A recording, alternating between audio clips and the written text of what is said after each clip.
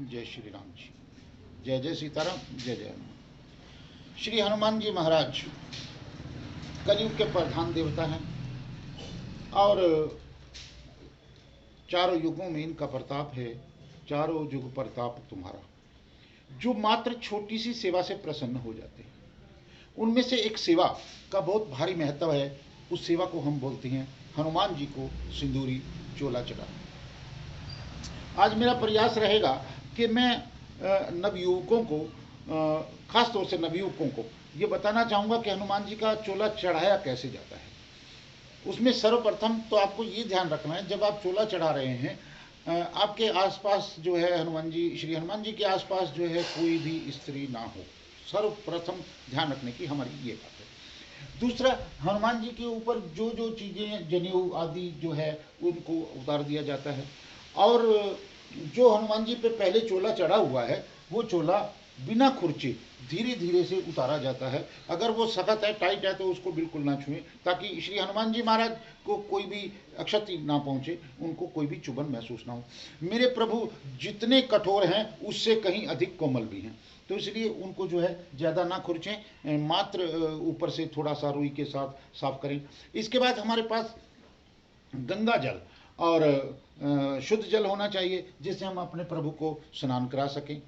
इसमें कुछ सामग्री हनुमान जी के चोले के लिए जो प्रयुक्त की जाती है वो भी मैं आज आपको बताना चाहूँगा। उसमें सबसे पहले सिंदूरी हनुमान जी के लिए सिंदूर जो आता है वो ऑरेंज कलर का होता है। वो विशेष रूप से हनुमान जी के लिए ही होता है, तो इस पर कभी भी लाल सिंदूर चढ़ाने की गलती ना करें। ऑरेंज कलर का जो सिंदूर होता है वो आप सिंदूर प्रयोग करेंगे। चमेली का या गाय का शुद्ध घी होना चाहिए, वो आप प्रयोग करेंगे। गंगा जल हमारे पास होना चाहिए। और इस प्रकार से एक कलम बना दी जाती है जिस पे रुई लिपटी हुई हो, ताकि हनुमान जी को धीरे धीरे धीरे धीरे जो है हम उसको लगा सकें। इसके अलावा हमारे पास जो चावल होना चाहिए और कुमकुम होना चाहिए। जब हम पूरा सिंदूर लगा देंगे तो उनके बाद उनको तिलक करने के लिए एक सुंदर से फूलों की माला होनी चाहिए, गुलाब के फूलों की। इसके उपरांत जो है, और जो है लंगोट होना चाहिए। जब हम श्री हनुमान जी पे जो है चोला चढ़ाते हैं उसके बाद लंगोट चढ़ाया जाता है। भोग प्रसाद आदि की भी व्यवस्था होनी चाहिए, क्योंकि जब भी हम प्रभु को चोला चढ़ाते हैं तो उसके बाद भोग लगाना अति आवश्यक माना जाता है। सिंदूर का महत्व हम हनुमान जी के लिए नहीं बल्कि प्रभु श्री राम जी के लिए लगाया जाता है, क्योंकि इसके बारे में मैं थोड़ा सा और प्रकाश डालना चाहूँगा कि सिंदूर लगाते क्यों हैं। एक बार माँ सीता अपने माथे में सिंदूर लगा रही थी, तो ऊपर से हनुमान जी पहुँच गए कि माता ये क्या कर रही हो, ये क्यों लगाते हो। तो उन्होंने कहा इससे आपके प्रभु की आयु लंबी होती है। बस इतना सुनना था कि हनुमान जी दौड़े और फटाफट जा करके बहुत सारा सिंदूर लिया और अपने सारे शरीर पर लपेट कर प्रभु राम के दरबार में जा पहुंचे। उनकी ये परिस्थिति देखकर सभी दरबारी हंस पड़े और मेरे प्रभु श्री राम जी को भी ये देख करके हंसी आ गई। उन्होंने कहा अरे बजरंगी, आज ये कैसा रूप बनाया। तो उन्होंने कहा हे प्रभु, माता सीता अपने यहाँ सिंदूर लगाती है आपको आपकी आयु वृद्धि के लिए। तो मेरे मन में विचार आया क्यों ना मैं अपने सारे शरीर पर सिंदूर लगा दूं, जिससे मेरे प्रभु की आयु अनंत अनंत अनंत गुना।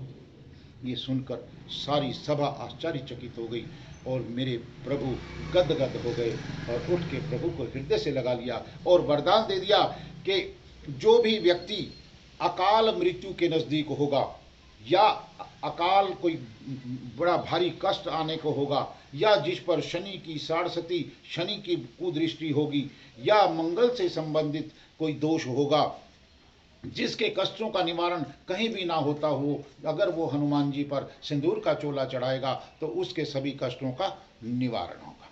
तो उसी कड़ी के तहत मैं ये बताऊंगा कि चोला हमें चढ़ाना कैसे चाहिए, उसकी चढ़ाने की विधि क्या है, उसका तरीका क्या है। सबसे पहले जब हम हनुमान जी को साफ कर लेते हैं, और हनुमान जी के बारे में एक और चीज़ आपको बता दूं कि सबसे पवित्र देव हैं हमारे। और हनुमान जी का जब हम चोला चढ़ाते हैं तो सबसे पहले हमारे मुंह पर कोई ना कोई कपड़ा आदि इस प्रकार ढका होना चाहिए, ताकि हमारे मुंह से निकलने वाली सांस मेरे प्रभु के ऊपर ना जाए, वो झूठी सांस प्रभु जी को ना लगे। क्योंकि जब हम चोला चढ़ाते हैं तो हम बहुत ज़्यादा भगवान के नज़दीक हो जाते हैं, इस बात का और आप विशेष ध्यान रखें। उसके बाद जो है जनेऊ भी हमारे पास होना चाहिए, ये भी एक विशेष चीज़ है। इस और हमें वास्तव में आरंभ कैसे करना है, सबसे पहले एक बर्तन के अंदर जो है हमें चमेली का तेल और सिंदूर जो है वो हमें डाल लेना है। सबसे पहले नहलाना है, नहलाने के बाद की प्रक्रिया बता रहा हूँ सिंदूर चढ़ाने की। उसके अंदर ये जिस प्रकार से मैंने भिगो दिया है, उसके बाद हम दाहिने पांव से आरंभ करेंगे, ना कि माथे से। अक्सर लोग जो सबसे बड़ी गलती करते हैं वो ऊपर से सिंदूर लगाने की गलती करते हैं। वो ये सोचकर ऊपर से लगाते हैं कि जो बहेगा ना वो नीचे आ जाए, जबकि ऐसा नहीं करना है हमको। ये बहुत बड़ी गलती है। हमें प्रभु के चरणों से आरंभ करना है, और चरणों में भी दाहिने पांव को सबसे पहले लेना है, और दाहिने पांव की भी हमें चिचली उंगली, सबसे छोटी उंगली से हमें वो आरंभ करना है, इस प्रकार से, इस प्रकार से। और साथ में हमें इधर उधर की बात नहीं सोचनी है, हमने जाप आरंभ रखना है। क्या जाप करना है? जय जय सीताराम, जय जय हनुमान। कुछ लोग ओम हनुमंताय नमः का जाप करते हैं अपनी इच्छा अनुसार, कुछ लोग हनुमान चालीसा का जाप करते हैं। लेकिन मेरी स्वयं की विचारधारा के अंदर वो ये है कि मेरे प्रभु राम के नाम से अधिक प्रसन्न होते हैं, और सिंदूर का जो महत्व है वो प्रभु राम जी के साथ भी जुड़ा हुआ है।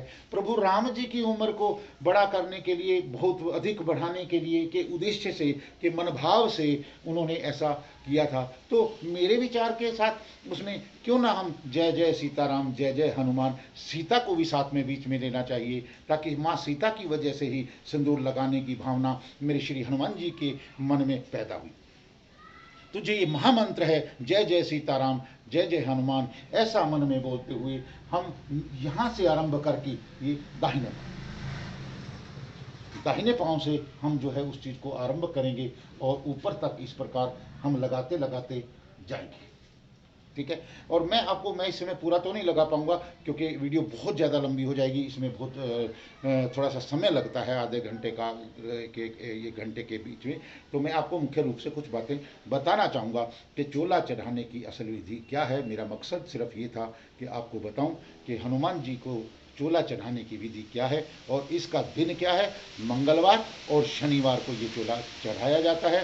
इस विधि अनुसार जब हम सारा चोला चढ़ा लेंगे तो उस प्रकार ये कुछ चमकीले कागज़ लगा दिए जाते हैं। कुछ लोग जो है ये मान कर चलते हैं ये अशुद्ध होते हैं, ये अपने अपने भाव हैं। कोई लगाना चाहे तो भी अच्छा है, जो ना लगाना चाहे तो भी अच्छा है। वैसे तो चांदी का वर्क होता है, बोला तो ये जाता है, तो वो भी आप जो है इन पे हैं लगा सकते हैं। और उसके बाद जो है आप सबसे पहले जनेऊ धारण करवाएंगे मेरे श्री हनुमान जी महाराज को। फिर जो है आप जो लंगोट है वो आप चढ़ाएंगे, और भोग लगाएंगे आप श्री हनुमान जी को हैं। तो आप इस प्रकार से प्रभु की पूजा आप कर सकते हैं। इस प्रकार से आप इनकी एक मन भाव से सेवा कर सकते हैं इस चोला चढ़ाने से। तो आप जो है इस प्रकार चोला चढ़ा करके प्रभु की कृपा प्राप्त करें। आप सभी को जय श्री राम, जय जय सीताराम, जय जय हनुमान।